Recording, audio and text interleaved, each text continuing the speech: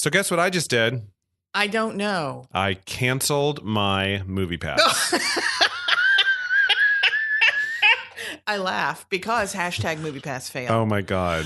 Here's what I'm going to say to you. So Okay. I brilliantly got the annual Because you're a membership forward thinker. because I love movies, as do you. Mhm. This sounded too good to be true. And it is. It is. And I'm so frustrated and so angry. I've sent them emails, MoviePass. So the deal was you pay this amount, you can see all the movies you want. And I guess that MoviePass felt like that people weren't going to. Yeah, I think it was use supposed to work like a gym. Like I pay a monthly gym membership and they make money off of me because I barely use the gym the way that I should. The problem with that philosophy is that going to the movies is way more fun than going to the gym. Yes, and easier and less strenuous. Yeah. You just have to go and sit. And there was something I posted on the Popration Facebook page about a guy who would just be walking through New York and really need to use a bathroom, and bathrooms in New York are so bad, except that bathrooms in theaters are really clean. He would buy a movie ticket just to go to the bathroom. So a lot of people, were buying tons and tons of tickets, and they were bleeding money. Well, there were lots of scams, if you will, on that, and I thought were hysterical. But if you have any of the movie theater rewards stuff, you could just rack up on concession points, Yep. which is the whole idea that theaters were like, okay, we'll do this because we make our money on concessions. Sure. I think I don't know who it was who first sold this to investors, but it just seems like a bad business model from the get-go. Yeah, well, I'm done. Well, yeah, and I just watched you cancel yours, and I don't think mine's going to last till my annual is up.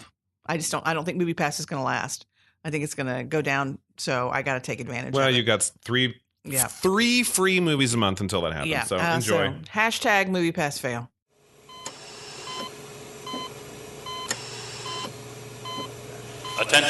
Attention. Pop surgeons Eric and Stacey, please report to operating room 1. Pop surgeons Eric and Stacey, please report to operating room 1. Surgery is about to begin.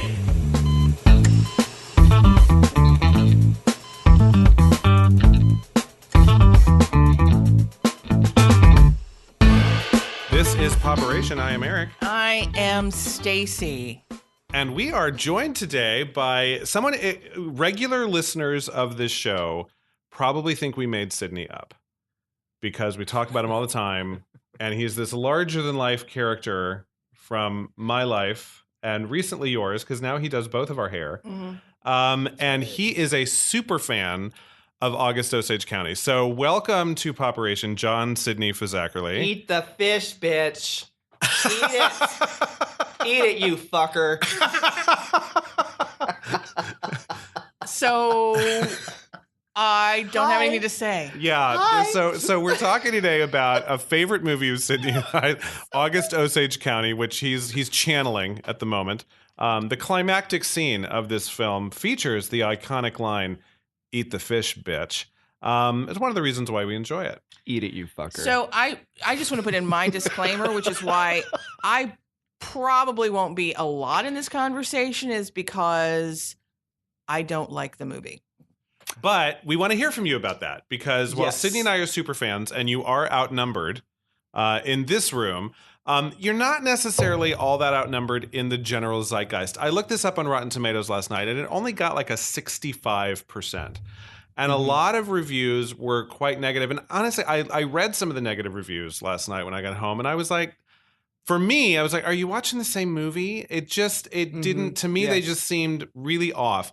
And one of the things I will say about this film, and Sidney and I can attest to this, it holds up to repeated viewings. Multiple. And I say that because you do notice things that you didn't notice the first time, especially when all the family secrets have been revealed and you watch it a second time and you just see these looks that they're giving each other or certain pieces that are going on. You see this stuff.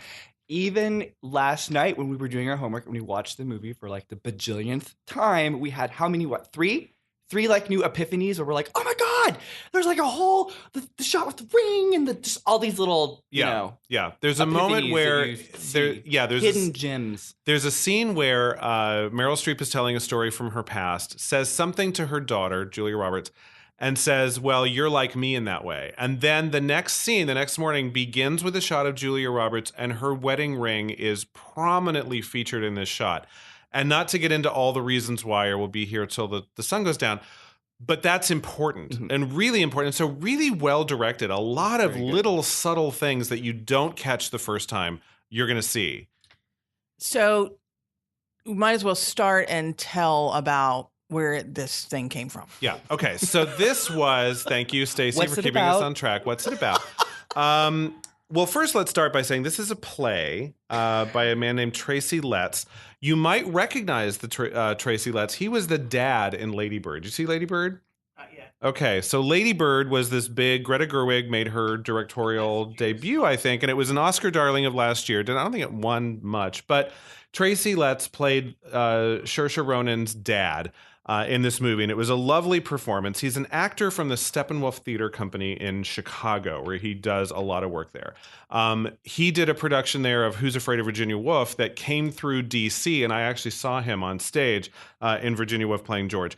This play premiered in Chicago at Steppenwolf in 2007. I think part of the reason he wrote it is he wanted to write a really good role for every single one of his friends, which he basically did because it was just packed full of regular Steppenwolf members, which, by the way, Gary Sinise and John Malkovich also came from the Steppenwolf Theater Company in Chicago, so really well regarded. You're talking about the cast that did the original play, August Osage County. It won the Pulitzer Prize for drama in 2008, then transferred to Broadway with almost the entire original cast intact, and won 5 Tony Awards. Because it's that good.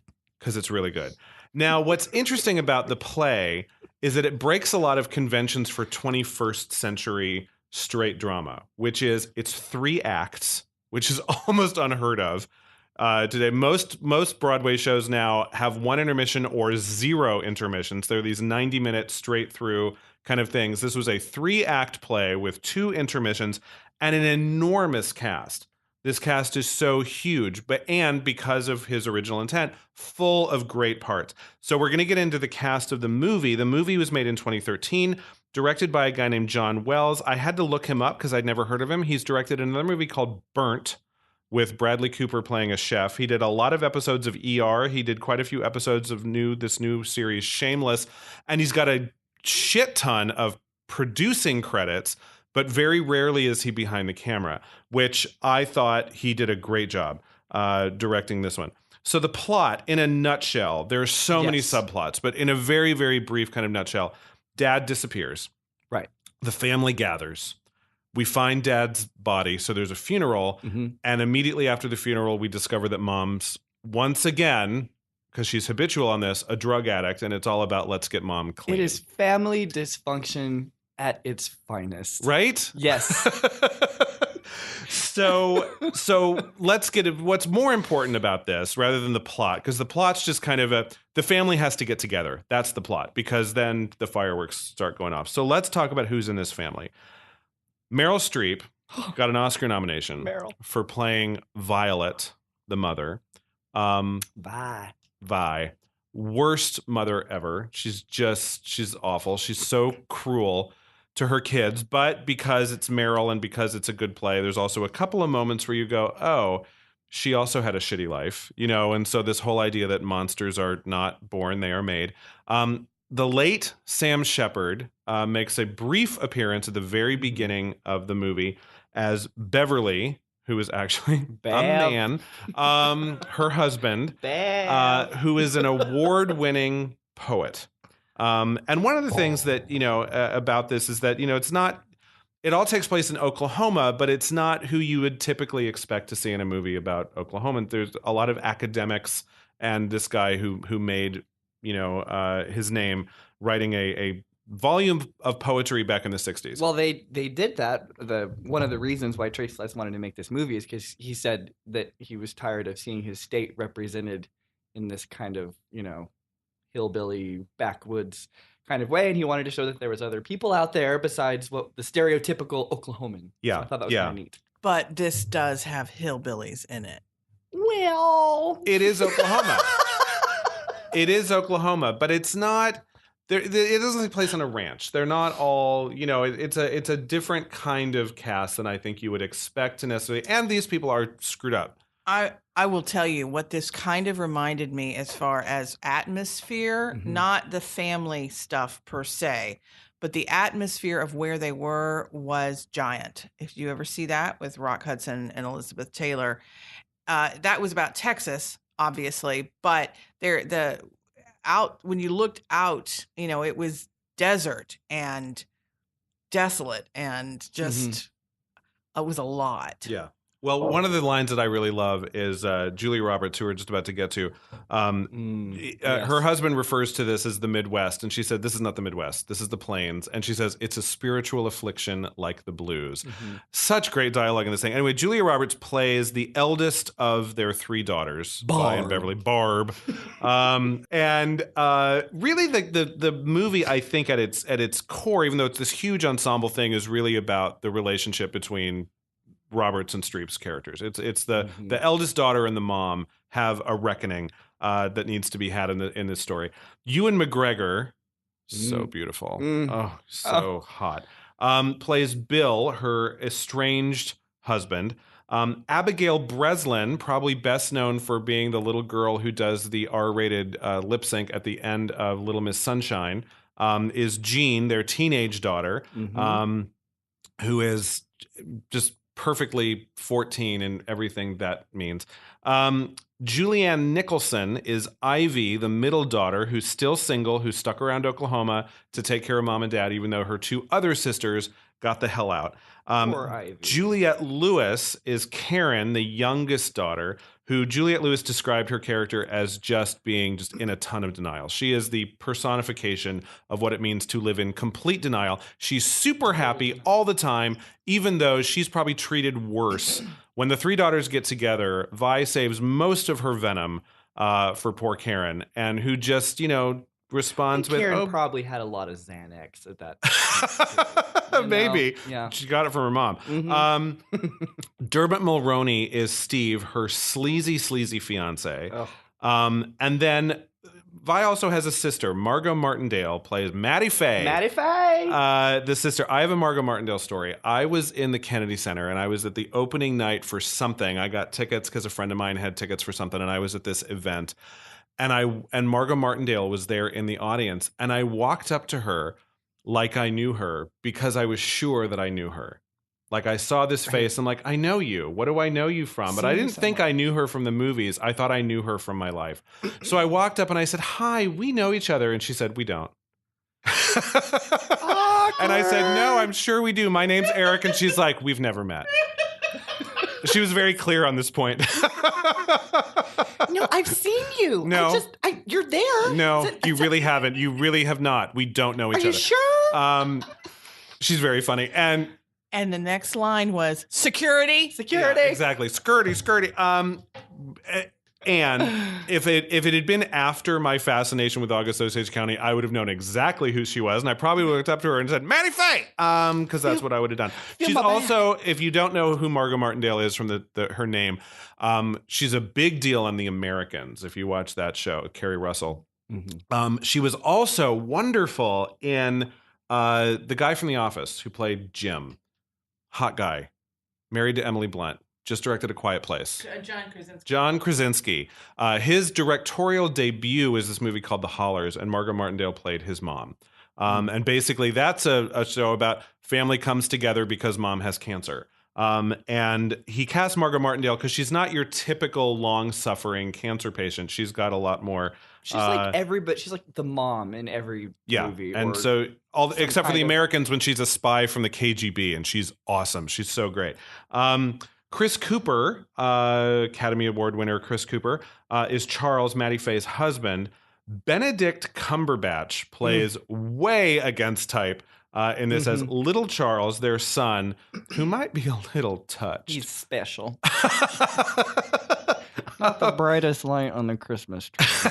And then Misty Upham, who I've never seen before or since, but who is actually, she's pretty terrific in this, is Jonna, Violet's live-in caretaker. It's important to note that she is of Native American descent because it comes up often. And may she rest in peace. She passed away a couple years ago. Did she really? Oh, Yeah, wow.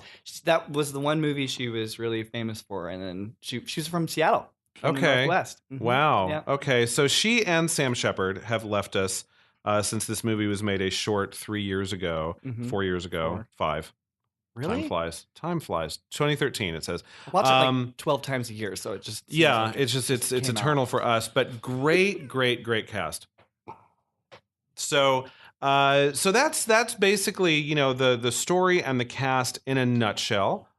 And I do want to say, I had my other disclaimer. This is another disclaimer. The cast is brilliant. Okay, I don't want it to be misunderstood that I'm like, it's a shit movie and it's a shit cast and everything's shit. That's not what I want to say. I said I don't like this movie. But the cast is brilliant. And Martindale, who plays Maddie Mae, the sister, amazing. Yeah. I do think Cumberbatch was miscast. I just want to throw that out there, as well as Ewan MacGregor, quite frankly. But that's for another day, perhaps. Because this is a fan episode. Woo! It didn't have to be. But no. But here's the deal. So that's the cast, and they are brilliant. And so after this, we're going to talk about what goes on once everybody gets there.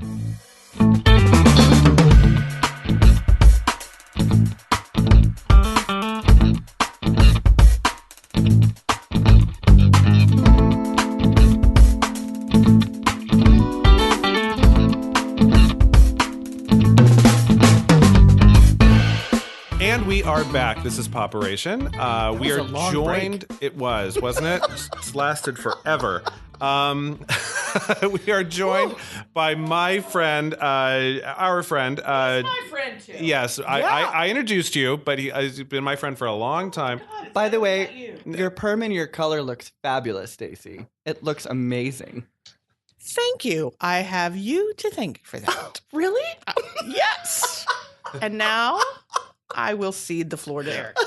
Popperation is brought to you today by Sidney John Studio. Yeah. Find him on Facebook. That was my first endorsement. Public. Yeah. Oh, I feel so special. Aren't you glad you came? I know. So we're talking about August Osage County, and the reason that we've invited Sidney here today is because Sidney and I have seen this movie a ton of times. And we enjoy it. And So people good. think that that's so weird when we say that we really do enjoy this movie. Not only do we think it's well made, but we really do enjoy watching it. And the reason that seems weird to people is because it can be pretty dark. It's a dark movie. Yeah. There's some the stuff. story is dark. Yeah. But if you've come from that level of dysfunction, and a lot of people, even if it's not the same circumstances or the same scenarios, a lot of people in their family have some fucked up situations that nobody will ever talk about because we all force this little, I have this perfect life on Facebook and we only post the good stuff. And this movie delves into the ugly. And I watched it and it's funny because I relate to it, but then it's also cathartic because there's a lot of little subplots, a lot of little things where I'm like, yep, I get it. Yeah, I agree. Sometimes I think movies are escapism. Sometimes we go because we want to escape our lives. But I think there's also this real need for people to be seen, right? And so when this, and people they joke about that on Twitter. Someone will say something just quippy and funny and someone will respond and goes, I feel seen, and it's a joke. But it's a true thing. And I think that if this movie does not represent your life or where you come from, it's going to be very dark and you're not necessarily going to feel seen and you're going to go, this is really over the top and no family is this screwed up. But there is. But there are a lot of, and I will say that for me, I really enjoy this movie and my parents are great. I mean, my parents are perfect. I was about to say they're not perfect. They're flawed, but they're great parents. They love me a lot. I grew up gay on a series of military bases. The fact that my childhood was kind of fucked up isn't really my parents' fault per se. So I'm not going to say that my family is dysfunctional. My sister, as we've discussed in the show and we talked about the skeleton twins, is lovely. She's just a perfectly nice person who doesn't have an ounce of the kind of darkness that we see in here. And yet I find myself relating to this movie as well because my childhood was a little askew based on some stuff. And we were watching this last night, and you were, Sidney, were looking at me going, oh my God, that's my grandmother. Oh, yes, for certain. There's little parallels to this movie and my own past, but for anybody out there watching, I think if you're really honest and you look at it, you can see these little parallels in your own life. Compared to the pain that other people are going exactly. through. And we're looking here going, these two homosexuals are saying, oh my God, there are no gay people in this movie. None. Nope. Like, this is not a gay movie at all. This is just a fucked up family movie. But see, grew up in this small little reservation town, Plummer, Idaho, in the northwest panhandle of the state. And I grew up in a really super conservative evangelical family and was gay. I know, shocker. I want to let you know. What? I know. I like dick. But anyways, so... But, I couldn't say that in church, Can you still say that in church today? Should you? I have a truth to tell. I'm going to say no. I have a truth to tell. All right, we're getting to the lines portion. There's so many quotable lines in this movie. Yeah. It's so good. But at its core, this movie is about abuse. And we were just discussing this last night. We were watching it. It's about how abuse that happened 3 generations ago can still visit itself upon you. It's also about grudges and not being able to let go. Yeah. And how holding on, how one person or one generation that was so affected by these tragic events could never get past it, could never forgive, could never show any grace, could never move on, and how that poisoned all of these preceding generations in the family. Yep. At one point you hear Meryl Streep tell this story. It's the story about the boots. And she tells this story of how she wanted this pair of boots when she was a child. And the story is leading you to believe that they're waiting for her under the Christmas tree. But when she opens it up, it's a pair of old men's work boots that have Covered holes in in them and covered in dog shit. Mud and dog shit. And her mother laughed and laughed and laughed and laughed. And you hear this story, and of course Julia ends up with, please tell me that's not the end of the story. And no, that's the end of the story. That's the story she wanted to tell. Meryl's sitting there in the chair and my mother laughed about that for days. Yeah. And it's just this chilling line because the daughters are listening to her tell this story and they're Julia or Barbara. Barb realizes at that moment, oh my gosh, she's had a fucked up past. Yeah, and she's like that. And Meryl Streep actually says she was a mean, nasty woman. That's probably where I get it from. And then of her 3 daughters are all sitting around there. She looks at Julia Roberts and goes, and you too, probably. And that's really what this whole movie is about, is that Barbara is more like her mom than she would care to admit. And you actually see pieces of that now being visited upon Barbara's daughter, Jean. So there's 4 generations of women, all of whom have dealt with, at least the first 3 of them have dealt with horrific abuse. But even Julia Roberts is not the best mom she would like to be. But how could she be? Like, this is her family history. And this is the pattern that kind of keeps repeating itself. Yep. And without hitting you over the head with it, the movie is really about how this kind of happens. But there are 3 daughters, right? There's 3 sisters. Chekhov was the first to write about the 3 sisters. And it's a theme that I see showing up over and over and over again. Each daughter deals with their mom's abuse very, very differently. Barbara is kind of becoming her mom, which is something that sometimes happens. And she's as the oldest, and I'm the oldest in my set of 3 siblings that I had. And they're usually the oldest is the one that kind of takes charge and is the stronger one or And then there's the middle child, Ivy. Yep. And Ivy has responded, I think, just by basically becoming a wallflower. She just kind of retreats into the background. The thing about birth order fascinates me. And so when I see things like this, I like to see whether the writer put in aspects of these characters that's actually true to the scientific findings of that. And the middle child is often the peacekeeper. Mm-hmm. And that's exactly what Ivy was Uh-huh. doing. The older child is the one who's responsible, who feels the obligation to the parents to fulfill whatever needs or necessary things that the parents want. And then the youngest is usually, honestly, free to do whatever, because by the time that parents get to that child, they may be tired, or they may just be a little bit more lenient, or too busy to be on them as much. And so there is a little bit of a freedom there, i.e. the freedom to just block that shit out, which is what Julia Lewis's no. Yeah. That's what she does. Is she goes into denial. She goes into a certain place, whether it's with pills or whatever. But I do think that Ivy, the middle child, it's very true to a middle child wanting to keep the peace, wanting everything, let's stay as a family and all of this, even though everything around her is falling apart. Mm-hmm.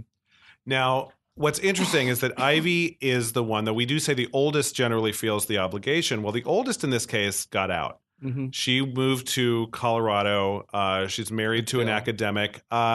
In the play, they made a slightly bigger deal of the fact that she's an academic as well. She's a college professor. And so that's this is this academic family who is doing this. But they got out of Osage County, Oklahoma, and they're living now in Boulder, Colorado. Ivy stayed. She's the one daughter who actually stuck around. So she's kind of the general day-to-day, stops by the house. She has her own place, but is the caretaker for this family. And at one point in the show, you realize the roles are about to change because Ivy is about to get the hell out of town. And she actually looks at both of her sisters straight in the eye and says, "And no one can judge me ever." That's true. Well, in the beginning of the movie, to piggyback off of your point, Ivy's the one that's there consoling her mother when we're about to get to the quotable lines. There's like 3 or 4 of them there. Well, she nags Cleaning Ivy up a the lot. house and emptying the ashtray and are you scared, Mom? Are you okay? Blah blah. Yeah. And what's interesting is that Meryl Streep looks at her daughter straight in the face and says, mentions that the youngest is coming by and says, "Well, fat lot of help she'll be, Okay, like she'll be a you, big fat help." like you." She looks right at her daughter and says, "You're no help. I need Barb." I need Barb. Which is hysterical in its delivery. But it's also this whole thing about, she's so mean to these people around her. And it is this kind of interesting thing about favorites. Now, we watched some deleted scenes last night. And one of the scenes that they deleted was really interesting because Meryl Streep goes on and on and on to Julia Roberts' Barb, the eldest, that you were your father's favorite. And it broke his heart when you left. And there's this deleted scene that actually does exist in the play. And I kind of wish they would have kept it in the movie because it is fascinating. When Ivy actually looks at Barbara and goes, "You were not Dad's favorite. I was Dad's favorite." Yeah. To which Karen says, "Thanks," because she was no one's favorite. She's like the Meg of the family. Exactly. Shut That's up, a Karen. Family Guy reference. But she says, "You were Mom's favorite." And that is true because, because Mom sees a lot of herself in Barb. She doesn't see a lot of her own traits being carried on. But Vi takes a lot of pride in the fact that she was strong. And by strong, she means emotionally dead inside and cruel to everyone in her life. But she kind of sees that there's a mean streak in Barbara that also exists in her, and she recognizes herself there. Vi views herself as a survivor. That's Yes. why she views herself as strong. And there's so many similarities in my own personal life. My grandmother had a similar upbringing, and she had a sister, just the two of them, very much like Margot Martindale. But anyways, that's how my grandmother views herself. She was a survivor. But the sadness of it is that she survived, and she was proud of the fact that she survived, she's never really able to forgive and get past that. And that's what poisons all of the relationships. Yeah, and it's tragic. I mean, when you look at moments of, and when Meryl Streep tells that story about the boots, it's probably the most human that she is throughout the entire movie. It's just a tiny glimpse. And yet you also hear, around the famous dinner scene, which we'll get into in a moment. At one point, Julia Roberts looks at her mom and says, "Why are you attacking us?" And she goes, "Attack? I'm just saying things. You have no idea what an attack is. And she talks about the fact that her mom had a boyfriend who tried to rape her growing up. She looks at her sister and goes, this woman has dents in her skull from a claw hammer. You all have had it too easy. That's your problem. Yeah. And sure, maybe, but okay, so you dealt with all this pain and that sucks. The amount of pain that your daughters experience is less, but it's almost entirely attributable to you. Their mother, you know? So it is this kind of, yes, you have a point, but you're also a huge, like, toxic presence in this house. So when I say toxic, not only emotionally, but also the amount of toxicity she ingests in the form of all these pills. Well, and what I want to say about that whole concept is the idea that you've had it too easy. That implies that everyone must have that kind of shit life. And that is not very maternal. The idea is that I want my daughters or my sons, I want my children to have a better life. So if they have it easier than me, that was the whole point. But I think that is showing a lot of the character of Meryl's character, in that her thing was, if she's unhappy, everybody should be unhappy. If she had pain, everybody should have that pain. And if you don't, then you're not nearly the person she is. And I think that just showed that she really, really, really, really isn't maternal. But where did she learn how to be a mom? From her own abusive mother. If you purchase the movie on iTunes, the digital copy, which we have both done. Oh, yes. There is a little 20-minute featurette about how they made the movie. And one interesting point when we were watching this yesterday was Meryl Streep talks about how the character Vi was probably very much like Barb when she was younger, in that she was smart, she was beautiful, she had all of these things that she wanted to do. And there were so many disappointments that happened in her life because of her husband, Bev, being an alcoholic, and she kind of just stayed behind and did the greatest generation, the wife stays at home and raises the kids and whatever. And I think there's a lot of resentment because she sees her own kids growing up and becoming these independent women and doing all the things that she really wanted to do, but she can't now, And she is smart. I mean, smart. You can say a lot about Vi in terms that she's an awful person from a moral standpoint. Certainly not a model of motherly love that anyone should look to as a role model in that regard. But she's intelligent. We're not going to divulge all of the big family secrets on this show because at least I do want people to see this movie, and I don't want to give away all of the spoil. I don't want to spoil it too much because it's only 5 years old and not a lot of people saw it. But every single time there's a family secret, Meryl knew the whole time. Vi knew. And she says a couple times in this movie, you don't slip anything past me. You don't slip anything by me. And she's right. She knows all the dirt on everybody, and she can just tell. One family secret that we've already kind of divulged, so we'll go ahead and say, is that when Julia Roberts and Ewan MacGregor as Barbara and Bill show up, they are not living together at this point. They are separated, and he's having an affair with a younger colleague. And that's something that they arrive with at this famous dinner scene, which, by the way, the dinner scene was the entirety of Act 2 in this 3-act play. Act 2 was the moments after the funeral, from everyone arriving home, and then halfway through Act 2, dinner is served, and the rest of Act 2 is dinner. It's a monumental scene. And in that point, there's one point where Vi just kind of decides to change the subject because it's getting a little bit too close to her, and she goes, now you're separated, or are you divorced already? And it just sends everything to, and everyone's jaw drops. And again, can't put anything past Vi. The dinner scene is the culmination of the whole movie, I think. And yet it's only halfway through. It's only halfway through, and it's only a certain portion of it. But it starts as just, this kind of low rumble and escalates and escalates and escalates until the very end of the dinner scene, which you have to watch because it's so good. But anyways, the Barb and Vi are taking shots across each other's bow just during the whole dinner scene. And so it's you, and I've had so many dinners like that. And I think a lot of people probably have in awkward situations, and they're saying these passive aggressive little comments that are just shooting by, and then, they're giving each other looks like, bitch, please, I will fuck you up. But they don't actually say that, And then it finally gets, and that's one of the shots that Vi shoots across, good Lord, I can't think right now. Barb, her bow.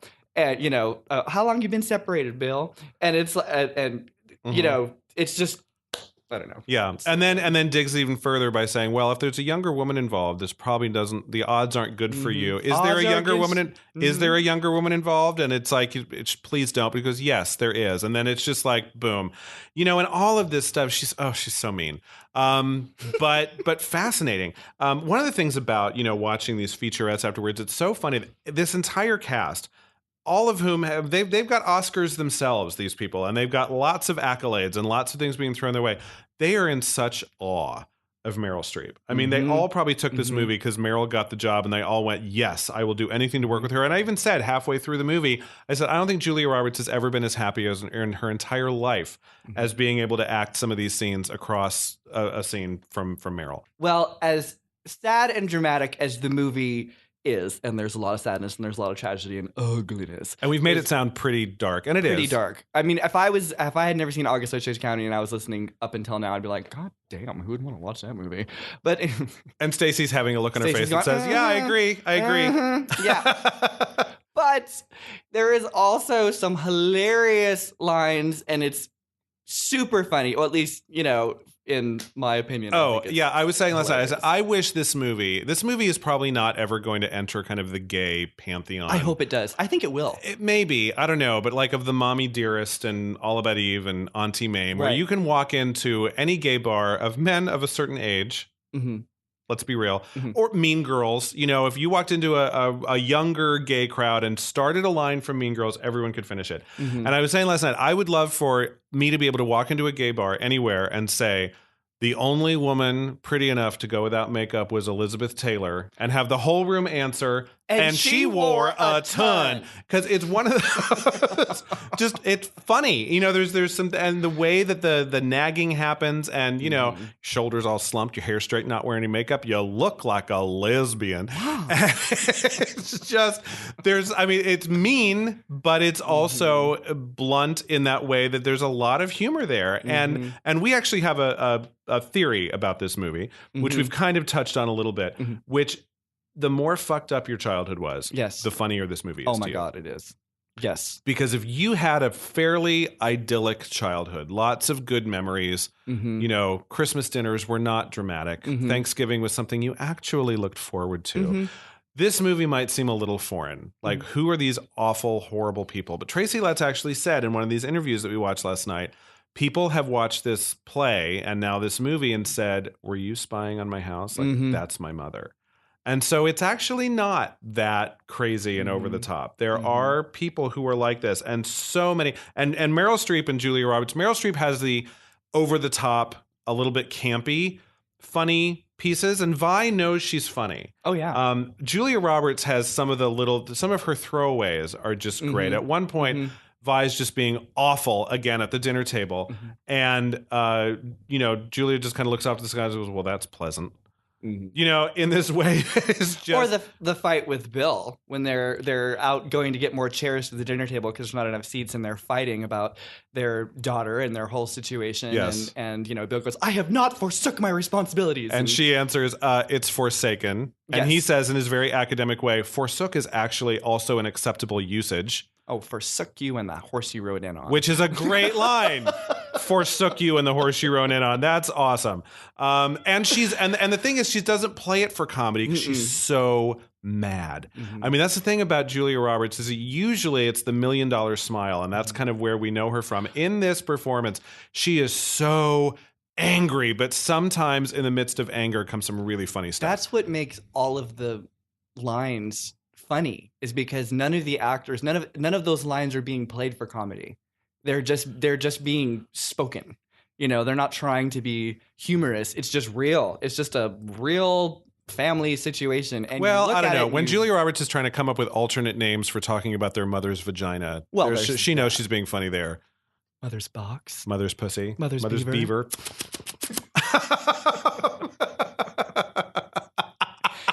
talking some about a funny place in the stuff. movie where Vi snuck Darvocet in her vagina when she was going to rehab. Into rehab, walked in with a bottle of pills in an orifice that she thought maybe they wouldn't search. And Mother's so, box. how are you supposed to tell this story? What would you like me to call Mother's vagina? Very, very funny.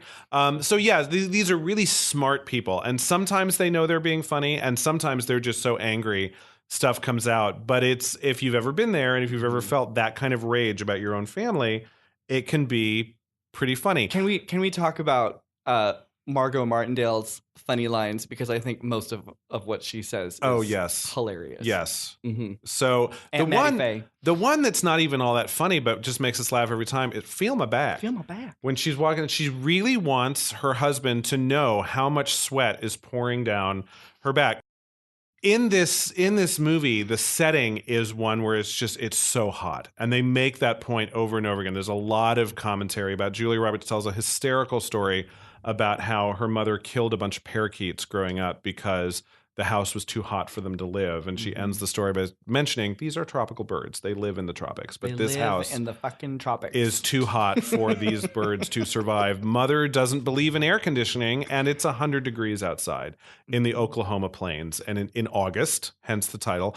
And therefore, it's just this stifling kind of feeling. But there's also the moment when Jean comes in and has grown up since the last time we've seen her. Last time I saw you, you looked like a little boy. Look at your boobs. Look at your boobs.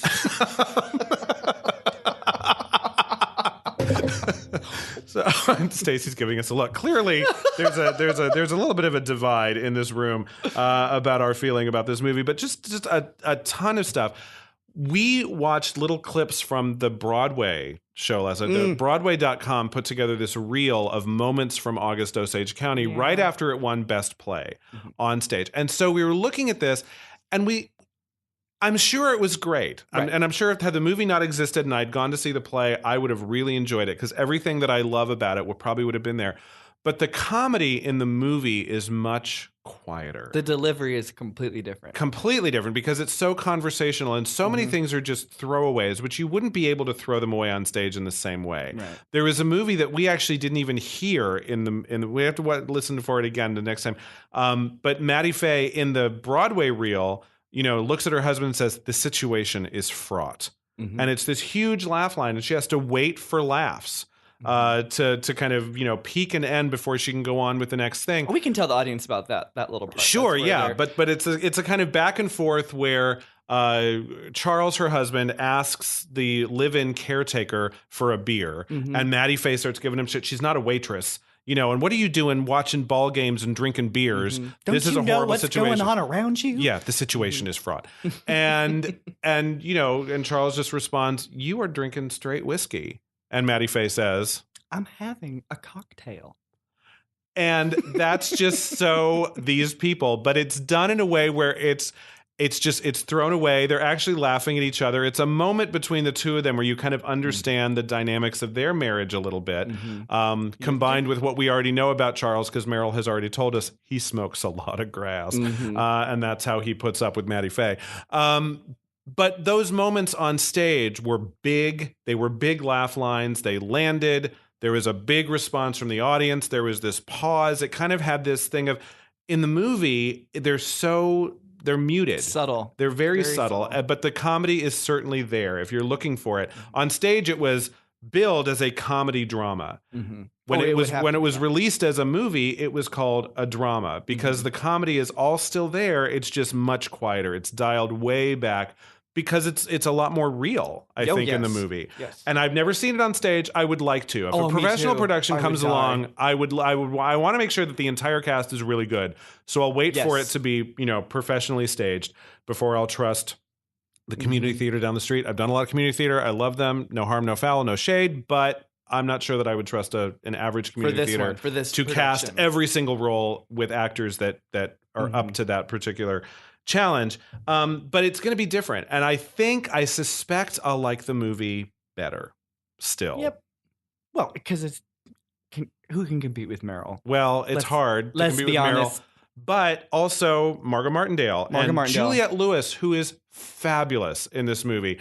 she's annoying as hell because Karen is an annoying character, but to inhabit somebody who is in that much denial and is crying her eyes out as she's leaving the house because it is now clear to her and everyone around her that she's about to marry a sleazy pedophile who hits on 14-year-old girls, and she's declaring how happy she is while tears are streaming down her face. That's some acting. I mean, that's like, this is some amazing stuff. Didn't she retweet you at some point in time? Juliette About Lewis? August Osage County? I think so. I think I tweeted, we were watching it and I said, oh my God, Juliette Lewis. And I added her. I'm like, Juliette Lewis is fabulous and was so good. And she just kind of wrote back, she retweeted me with this. Thanks. It was so much fun. So yeah, she reads her Twitter. Who knew? But yeah, and they actually mentioned, they talked a lot in these featurettes about the first table read of this. And God, wouldn't you have wanted to have been in that room while these actors are just sitting around table reading this stuff? But they said Juliette Lewis stole the table read. She was so funny. She walked in and just knew who this woman was. Julia Roberts, one of the things we noted last night is that, she's got an accent in this movie. She very doesn't subtle, sound but like your yes. typical Julia Roberts. She's actually she's got a little bit of an Oklahoma twang going on. She never says fishing. She always says fishing. And there's just little bits and pieces where she's worked that in. Chris Cooper is very quiet, but like a decent guy in the middle of all of this venom and really holds up super well. Julianne Nicholson has the quietest role of the sisters. She's the one who retreats in the background, but Ivy. God, she's so strong. This whole cast, and that's one of the things about the reviews that were a little bit more negative that I really take issue with. Because everyone basically said this movie is full of histrionics and it's mostly Streep just blowing everyone out of the water. And I don't agree with that. Nope, I think this was a really strong ensemble piece. I think Streep probably made everyone a little better. I wouldn't be surprised, especially they're also in awe of her. They really kind of took their cues from her. But everyone's doing really, really good work in this movie. And it's just, and it does hold up to repeated viewings. When you watch it over, you'll see little bits that you didn't notice before, just little subtle things that folks are doing slightly, kind of off camera. But, when you watch it over and over again, boy, you see them. There's one big family secret we are not going to spoil. No. But it has to do with something that happened 25 years ago. Oh, longer than that. And 40 some odd years. They're all in their 40s. And you see, you don't know that everyone really knows all about this stuff. But when you watch it over and over again, you realize a lot more people are aware of this secret. And they're aware of it long before the audience ever hears about it. Little hints are dropped that you just go, oh. Right. It's just, you have that same kind of jaw-dropping kind of thing as you had the very first time when it was all completely new to movie's you. like bombshell after bombshell, and then there's this giant Huge A-bomb, bombshell. nuclear A-bomb, bombshell that just yes. goes off, and you're like, what? Now it's Hiroshima. August, Hiroshima, Japan is what's going on I mean, here. if you thought shit got real before, Oh. shit gets real. Super real. Yeah. So we're going to take a quick break. We're going to come back with some interesting stuff kind of about the movie, and then talk about, each of us are going to be able to kind of share kind of our final diagnosis.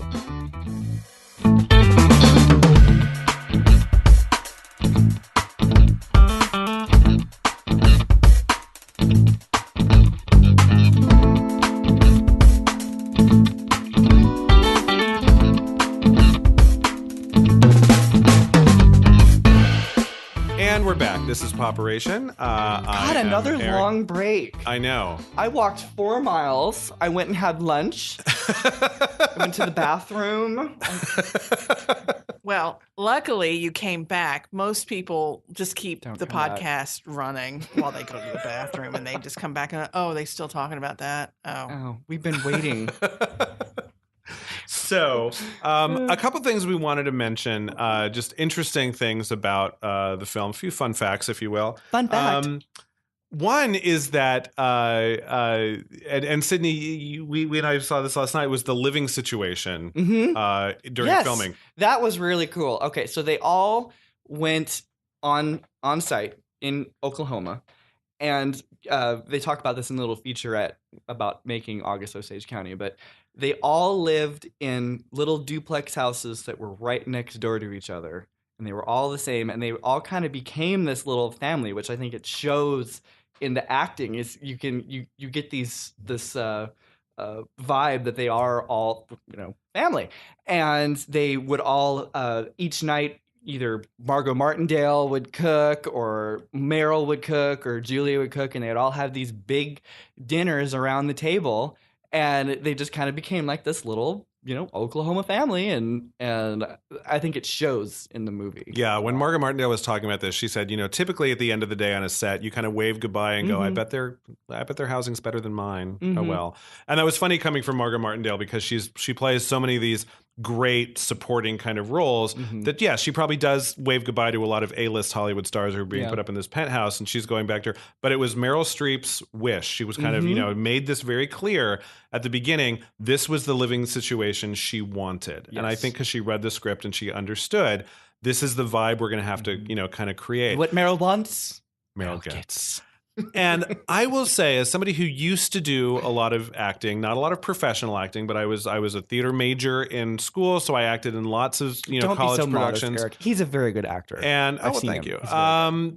And less so today, but did a lot of the community. That's what I miss about acting, is that kind of camaraderie that you get among a cast. Yes, it's very competitive up until the cast list is posted. Once you get the cast list up, if it's a good group of professionals, now you're all on the same team, and we've got to put this thing on, and it's so collaborative. And even when you're playing, yes, and even when you're playing people who are antagonistic, there's this bonding thing that happens. Julia also mentioned, we're doing one of these kind of press junkets that they were doing. She goes, I remember a lot of hugging. At the end of every night, I would have to go up to Meryl and look her in the eye and go, we're good, right? Like, that was all just pretend. Like, we're okay. Because it got so ragey and so real. And I can imagine, especially in some of the things that Julia had to do, physically tackling Meryl Streep to the ground. I can imagine that could be a little intimidating for someone who grew up, just absolutely, loving this woman. That's another good line that they talk about when Julia actually tackles her to the ground. She's Barb has called Vi out on being a drug addict, and she goes, "That's right, I'm a drug addict. I love pills. I take pills. These little blue ones, these little blue babies, these are my best fucking friends." And she actually looks at her daughters right in the face, and if you try to take these out of my hands, I will eat you alive. I will eat you alive. At which point, Julia Roberts tackles her to the ground, and yes, does wrestle them away from her. So good. And, the whole family is just like, oh my God, what is going on here? I don't know if you watch the movie again, there's a little snippet. If you look at Dermot Mulroney, the guy that plays the fiance, because he's an outsider character. This is not. He's only first time he's met these people or whatever. And I noticed this last night when we were watching it. He's sitting there at the table, and Julia, flies across and tackles Meryl to the ground, and he goes, "What the fuck?" And who knows, so the way that they edit this, he might not have necessarily known that was going to happen. No, right then. I don't read think the so. script, Yeah. But he might have just been the way he was reacting to it. What can happen so on funny. film sets is you can actually catch sometimes some really interesting natural reactions there. And then just in that moment, the rage that Julia Roberts is feeling is palpable. And no, I can't say I've ever been at a family dinner where the matriarch was tackled to the floor. True, and that's probably very rare. But how many times have you thought about wanting to do? Oh, I was about to say, but I understood the emotion behind it. I understood, because I've screamed inside that way a lot. And just, it was very real. That dinner scene that we've mentioned a lot, because it really is, it's the first time the entire cast, this huge sprawling cast we just talked about, they're all in the scene. Everyone is in that scene. And so as a work of theater as well as a work of film, it's kind of, it is like the crystallizing moment of this entire movie. Yeah. That scene took 3 days to film. And I can just imagine being in those close quarters, because they're all crammed around this dinner table, which is another reason why I think this probably works better on film than on stage, is because, I wouldn't want my backs to be to any of these folks, because they're all doing such great work as they're doing this. But it took 3 days to do all of that. And there's a lot of stuff happening there. I can just imagine as an actor being that would have been the draining. dinner table scene is just this culmination of all of the years of drama in this family just kind of coming to a head. Yeah, and it ends with this tackling, and then Julia ordering everyone in the house to do a pill raid, which is to look at every conceivable hiding place in the house to find out, where these pills could possibly be. And then the very next scene cuts right to Julia standing next to the toilet with a mountain of pill bottles, flushing them all down the toilet. The amount of drugs that were hidden away, it's secreted away in little corners of this house, is just amazing. I think if you're looking to watch it for comedic effect or whatever, that's the dinner table scene is probably the funniest. The funniest and the most dramatic. Yeah. The prayer. Can we talk about the prayer? Oh, yes. Oh my goodness. So Vi has just taken, 4 pills and everyone's waiting at the dinner table for Vi to come to the table. And, they have a shot of her and she's one for Bev. And she, by the way, she takes pills without water because she's a pro at this, one for the girls. So she's already high as a kite, ready to go to war. But she gets to the dinner table and she tells everybody, all the guys are, of course, it's 95 degrees in the house. And she goes, why are we all stripped down to our shirt fronts? I thought this was a funeral dinner, and so they get up and they put on their coats. And Charlie, the guy that Chris Cooper plays, is this very mild-mannered, sweet guy. Decent guy. Yes, and so Vi sits down and goes, well, suppose one of us should say grace, and looks at kind of Barb, because Barb's kind of the leader, and Barb says, well, Charlie, you're the patriarch of the family now. And of course, he's like, this big pothead grass smoker, probably hasn't done a prayer in his life around the dinner table because it was never his job. And so he proceeds to pray, and it's very heartfelt and it's very earnest, but it goes on and on and on. And the looks that Meryl is giving to Charlie across the table is to me, that's one of the most funniest parts. And what's so movie. funny about it is that everyone around that table, except for Violet, is trying to keep their head bowed. Yes. And they're all getting a little impatient, and it's hot as balls, and they just want to eat, and he just keeps talking. But then you cut to Meryl, who's got her arm draped over the back of the chair with a cigarette dangling out of it, just giving him this look. And she's the one that asked for a prayer. She's the one who said someone should say, and she's the one who's just like, oh, you motherfucker. Want to kill Shut you. the hell up. Poor thing. Oh, and can we also talk about eating fear? Oh, yes. Because that's hysterical. There's this, they asked the daughter, Jean, 14 years old, who's going through a vegetarian phase.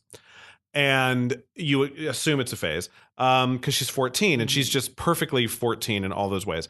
But she explains to everyone that and actually it makes sense to me. I mean, I will give her this. It makes a certain amount of sense that when you feel fear or panic, your brain does inject some chemicals into your system. There is a chemical reaction in your body that happens. And so she believes that when you eat meat, you're actually ingesting adrenaline and cortisol and all of those chemicals. Fear. You're eating fear. You're eating their fear. You're ingesting the chemicals that they felt when they were being slaughtered. That's the moment that you get the meat.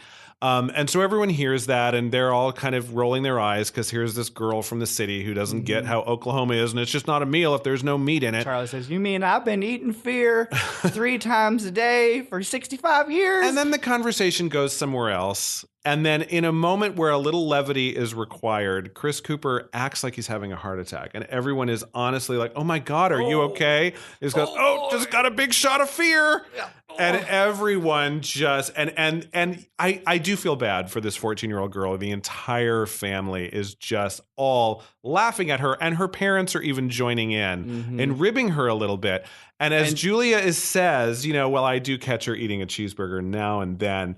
And as many 14-year-olds would, she looks at her mom and goes, you were such a liar. And then, boom, Meryl. Right back into drama because her grandmother looks at her and says, if I had ever said that to my mother, she'd have knocked my head clean off my shoulders. and it's just Actually, and your stomach falls out. I mean, it's the way that this Meryl- movie does this and switches moods like it would happen in a real family is if just my mother would masterful. have said that to me, I'd have knocked her goddamn head off. Yeah. That's what she says. And then you're like, okay, we're back to the shit. Dead silence. Okay. Just dead silence. So we've talked a lot about the actors and how good they are. A couple of things to note. Renee Zellweger was considered for a role in this movie. I don't know who she would have played. I think Probably Karen. Andrea Riseborough, who, if you know her, might know her from. She played Wallace Simpson in the movie about Wallace that Madonna directed, W.E. She's a wonderful British actress. She was actually cast as Karen, had to leave because of scheduling conflicts, and then they brought Juliette Lewis in. I can't imagine anybody playing it better than Juliette Lewis. Although Renee Zellweger, interestingly, had played Meryl's daughter before. In One True Thing. And they had a nice rapport in that. Of course, Meryl was the exact opposite kind of mother in that movie. She was like the perfect, loving, didn't want to do anything but be a domestic goddess, kind of, had no ambition other than to be the best mother she could possibly ever be for her dear sweet children. Completely different thing. It might have been fun to see Renee and Meryl do a completely different, like on its ear kind of thing. And I bet she'd be a decent Karen, although I'm so happy to see Juliette Lewis do this because she is. I remember when Juliette Lewis came out in Cape Fear and everyone went, holy shit. She got an Oscar nomination. Everyone's like, who is this? And then suddenly she was like the go-to for like edgy natural born killers and like all of those kinds of things. And she was really hot for a good long time. And then, I saw less and less of her. So I was really happy to see her in this. Also, Chloe Grace Moretz. Do you know who that is? No. Mm-mm. She was the new Carrie in the ill-fated Carrie remake, which is actually pretty good. She was also It Girl in the Kick-Ass movies, if you saw those. Really fantastic younger actress. When she was around the same age, she was also up for Jean. I think Chloe Grace Moretz is a fabulous actor. I'm sure she would have been amazing. I can't fault anything that Abigail Breslin did, though, in this movie. I thought for what she was asked to do was really kind of incredible. And actually, Jean's more important to this movie than you might originally think, just because she is the next generation, and you do see her be impacted a little bit by her parents' abusive I love the story past. that she told when they were the featurette where they do a little cast panel and they're interviewing all the cast members, and she goes, the night before they did the first reading, of course, she's how old is she? 13, 14. 13, 14, and she goes, I had the, worst nightmare. We were doing our reading and I messed up my lines and Meryl looked at me and said, get out. Of course, everybody's laughing or whatever, but I mean, can you imagine? Yeah, and then Meryl was the sweetest thing. Meryl be... actually looked at it and goes, and who messed up more than anyone? And she goes, me. Of course, no one's going to stand up and tell Meryl Streep to get to the door. So it's time for our final diagnoses. Ooh. Kind of what is our final word on this film? Sidney, you're our guest, so please.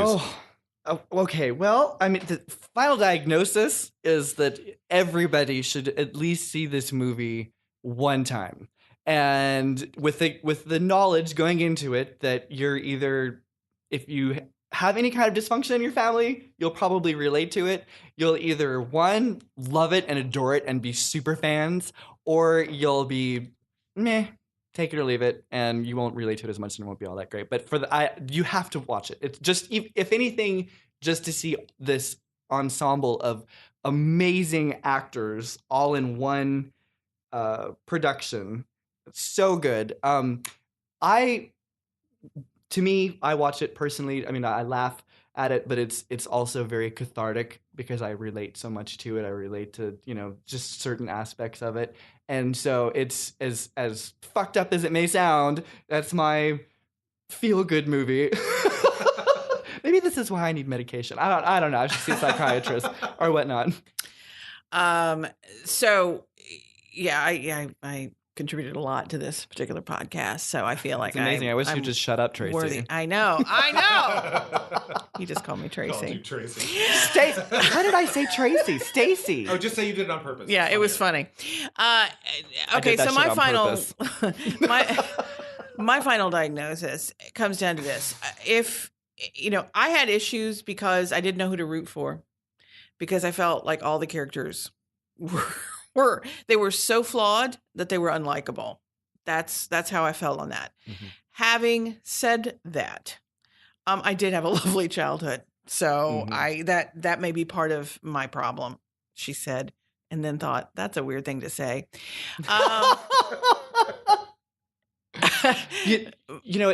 To support what you're saying, I had a coworker that I said, you have to watch this movie because she's from Idaho and whatnot. And I, was just such a fan. I said, you have to watch it. Well, she comes to work on a Monday morning and she's just glaring at me the whole time. And I said, what? And she goes, I watched the movie. She goes, I am never taking one of your recommendations again. That movie was so fucked up. Well, now, and here's the thing, and on those lines, it's not that I didn't feel that it wasn't real. Mm-hmm. Okay. That was part of the problem, is that I get that it's real, that these people exist, that these stories exist, that these issues exist, that the situations exist, but it's not necessarily a place that I want to go. It's certainly not a place that I want to go more than once. I think that, to your point also, is that if you want to see a masterclass in acting, and not just Meryl Streep. Streep is good. Don't get me wrong. I like her and I respect her talent so much. But she did, man. All of these little characters and the moments and the things that they create, they are three-dimensional people. You believe everything. You forget that they're actors. You forget that it's Julia Roberts. You forget that it's Benedict Sherlock Cumberbatch. Holmes. Yeah, you forget that it's these people. And you are definitely in that moment. It is something to watch and learn from. So I give it all of that. Do I say, because this is our season of recommending things? Yeah, see it for that. But on the other hand, you may not like it. You may be like me, that I've seen it twice and I'm done. I'm done for the rest of my life. Okay.